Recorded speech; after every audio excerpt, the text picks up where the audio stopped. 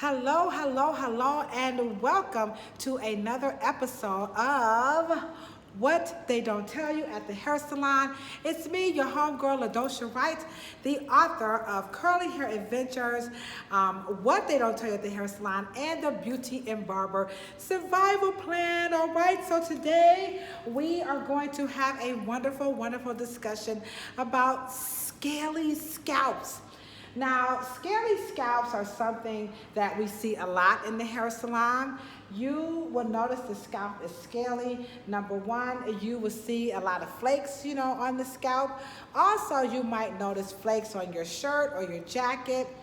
Sometimes flakes can get into your eyebrows, maybe even your mustache or beard, okay? So flakes are serious, serious business in the hair salon and, of course, and at home.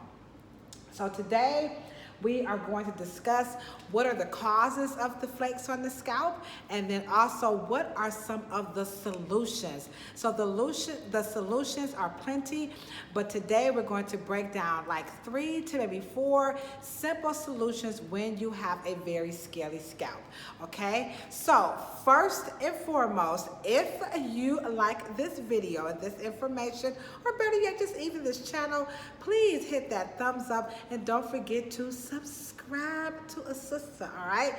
Secondly, I would like to give a super duper special shout out to the Curly Traveler. She was my official 300th follower, and for that, she received a nice collection of the Wright hair care products, and she also got a free copy of my book, or autographed copy, may I add, of my book, What They Don't Tell You at the Hair Salon. So I would like to thank the Curly Traveler for giving me some support and showing me some love. And when I get to, excuse me, 600, I'm gonna do it again, okay? So y'all keep spreading the word, all right? So now let's hop right into the topic. So here we have my guest who has a very scaly scalp. So what are the common culprits to a scaly scalp?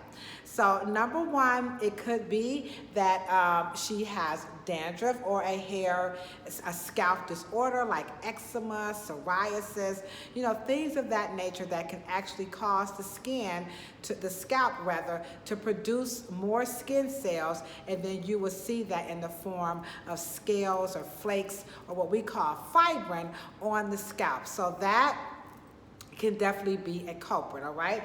Number two, another culprit could actually be hair care products. I know. Now, if you're using a lot of, creams, butters, balms, hairsprays, mousses, even hair grease, and even hair oil. Remember, oils and greases, they are biodegradable. So as they sit, they actually turn into dust. And your scalp is self-cleansing. So when you take into the account that the scalp is actually cleansing itself by releasing or emitting, yeast or fibrin onto the scalp, on top of products that has been put on top, the result can almost always be, you will see some degree of flakiness, scaliness, or again, what we call fibrin, all right? The other reason why you might see this is that maybe something actually got in your hair, like you were cooking, or maybe you had a hat on your head, or back in my day, remember those blankets that had those little beads? We used to pull them off and get in so much trouble, okay? So sometimes you can actually have something on the hair. So when you take into account that, number one, you could have a scalp disorder. Number two, maybe the scalp isn't as clean as you thought it was. And then number three, you just probably got something on your hair. You're going to have debris on the scalp. Now, she has what we call a lot of density. So density represents the number of fibers per cubic inch. And we can tell she has a lot of density because when you part her hair, you can't see through it and you really don't see the other parts of her scalp. As a matter of fact, we gotta part it and go through it so you can see that she has a lot of fibers or density per cubic inch. Now, when you have a lot of density, this particular type of hair has a propensity to become soil more fast, okay? And so the reason being, number one, density, and then number two, her texture. So her texture is what you guys would call like a 4C. Now it's all flat ironed out, so you can't really tell, but this type of hair, wavy hair or curly hair or coily hair, has, again, naturally it likes to fold back to the scalp. And so when it folds back to the scalp, as the scalp begins to cleanse itself and makes its own, fibrin and waste, it gets caught in that hair. And then when you go to comb it, guess what? You're going to release the flake, and now you're going to see it onto the scalp. So that type of situation, ain't much you can do about it, but I just want you to understand why sometimes on textured hair, that hair appears to be a little bit scalier more than others. Also, if you have a scalp condition where you have been medically diagnosed, then you have to use what the dermatologist has recommended to help alleviate these conditions. One thing I don't want you guys to do is to use any form of social media or videos to play doctor over your head, no matter what. Please, guys, don't do that. Scalp conditions are reflective of something more that's going on internally, and so you need your doctor to assess what's actually coming off of the scalp. For example, are the fibrins dry, or are the flakes oily?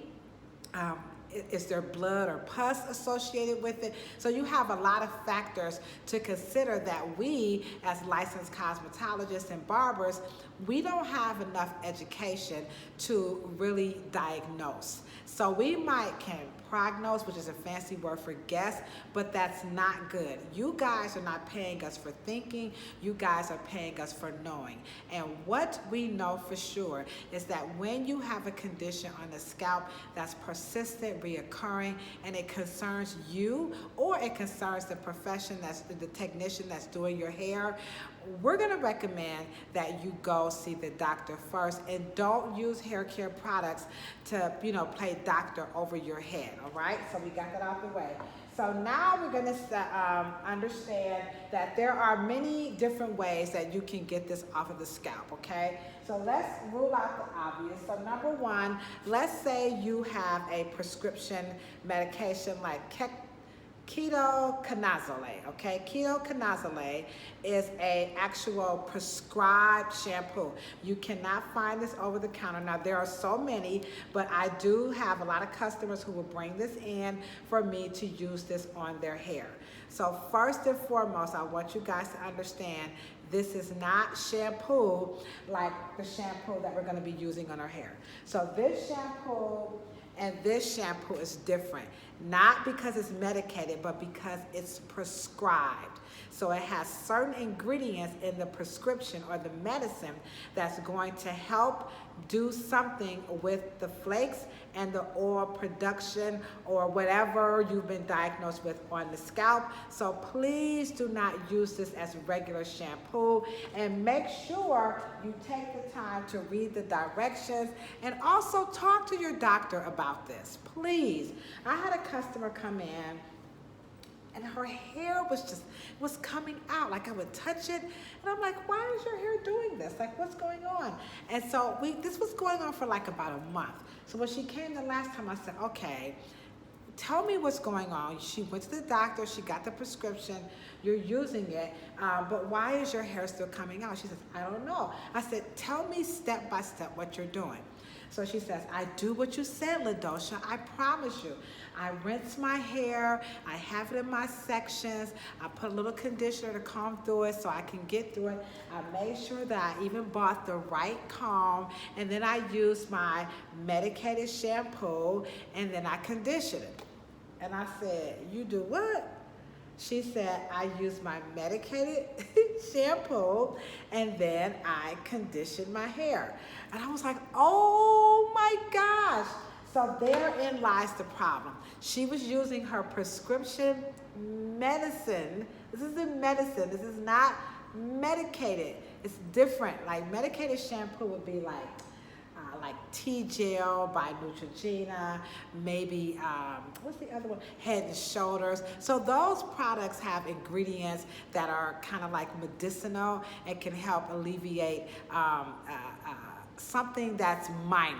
You know what I'm saying? That hasn't been diagnosed. Now, your doctor may recommend that you use those products, but again, you really shouldn't use those if you think there's something more that's going on, okay? All right, so she was using this as her regular shampoo, and she should not, because on the back of this is explaining to you that this is for topical application only. So you can't see it, but it's all the directions and everything are back there, and it's telling you that this has to be put on the scalp. All right, so when you use this product, it goes directly onto the scalp. She was literally using it as a shampoo, and her rationale was, hell, shit, my insurance paid for it. I'm like, no, that's two different things. So this is gonna help alleviate a true diagnosis, okay? So let's put it out the way. Next up, you can also make your own little concoction using some essential oils. You can also use a carrier oil or just some water, because you're going to end up washing it down. And peppermint oil is really good for helping to dissolve, you know, fibrin, and also get that odor, because sometimes when you have fibrin, you get like a putrid, maybe like a, what's that word? A sulfuric type smell on the hair because it's soiled. This will help, you know, get that funny smell out of the hair. Now again, if you have something strange coming out of the scalp by way of that smell, that's also an indicator you need to be like Kumo D and go see the doctor, okay? So it's one thing to have a musty, mildewy, kind of funny smell. It's another when it has a different kind of a stench, then you know something is not right with that hair, okay? I mean that scalp, all right? Next up, you have my favorite. This is one of my favorites, and we do use it often at the salon. This is what we would call a scientific cleanse, and the product that we're using on this is by Deca. So Deca Plus makes a product called Scalp Therapy, and it's kind of like a facial for your scalp. So you apply this on the scalp in sections, and then you're going to take a cotton ball or a piece of cotton, and then what you're going to do is deliberately begin to methodically scrub the scalp to help, you know, loosen up and also dissolve the fibrin on the scalp. This also keeps the mouth of the follicle open, okay? So here we have my homegirl Skinny Scales. So if the mouth of the follicle is clogged, you put that on and you rub it. It opens up the mouth of the follicle, and then the hair can begin to grow. A lot of times when people are infrequently shampooing their hair, they will begin to see advanced stages of thinning, also more hair coming out. And the reason being is because, number one, the mouth of the follicle is clogged. Number two, you're not exercising this erector pili muscle. This muscle holds the hair onto the head. So if you're not cleansing this in an organized fashion, like any other muscle, it becomes weak, and then the hair does what? It comes out more. So a lot of people are kind of, you know, still like waiting every 2 weeks to wash their hair. I don't promote that, because as a practice, now I understand sometimes you're just like, ugh, I don't feel like it, okay? I get that, but as a practice, meaning like all your life, for the past 10, 5, 3, 4 years, 1 year, you've been waiting 2 weeks to shampoo your hair. And I know in certain African American cultures, that's a very popular practice, but hey guys, don't do it, because if you do that over a period of time, I promise you, your hair will be so compromised. You'll notice that, number one, the first thing you're going to notice that your texture is going to change, okay? Because you're not scrubbing it, you're not getting the blood supply to nourish it, so the hair will start to feel softer, weaker, and you'll be saying things like, why is my hair not thick? It seems so limp. I can see through it. You know, my ends are starting to tear, okay? And that's because the fibrin, the yeast, and the flakes are coating the hair, and it smears. And remember, these are 3 tiny microscopic protein layers, and that breaks down easily, and now your hair becomes compromised. Your texture is starting to go away. It's starting to feel like you have a relaxer in it when you didn't relax it. So please, do not wait every 2 weeks to shampoo your hair. Soap is the most popular way, but it's not the only way. You can apply this to your scalp. It'll buy you maybe 1, 2, 3 at the most, but at some point, it's like your mama said, you're gonna have to put some water on the situation, some soap and water. So I know you're like, all my life you can do that all your life, but I promise you, by the time you start reaching the age of majority, I won't say old, but majority, which is kind of like 40 and up, that every 2 week thing is just not gonna jive, okay? Well, what if you got braids? What if you got braids? You can shampoo your hair with braids in there, okay? But just think of it this way. Is there anything, any place on your body or anything in your house that you would really, really, really wait 2 weeks to not put any soap and water on it? I mean, would you wait 2 weeks to not wash a dish you ate out of? No. Would you wait 2 weeks? I wore this turtleneck. I might could wear it again tomorrow, maybe the day after. But even if I did, could I really wait 2 weeks and put it back on? No. Can I wait a month before I put it in the laundry? No. You should not. You can't let clothes sit in the closet, in the hamper for weeks and months on end. Why? Because these are fibers. And remember that coronavirus, you got little things that are just growing that we can't see beyond the naked eye. So even clothes can't sit in a basket in the closet for weeks on end without any shampoo. And then of course, our body. There's no place on your body that you can literally wait 2 weeks without any soap and water. So I just want to give you guys a very icky visual of how that's not a good idea, all right? So first we have the medicated shampoo, you have your prescription medicine, and then you have your medicated shampoos, like your ones that are infused with like peppermint, and then you have your tea gel, you have your Head and Shoulders that have like zinc. Those are okay, all right? And then you also have, you can use essential oils like peppermint oil with some water, or a carrier oil as a pre-cleanser.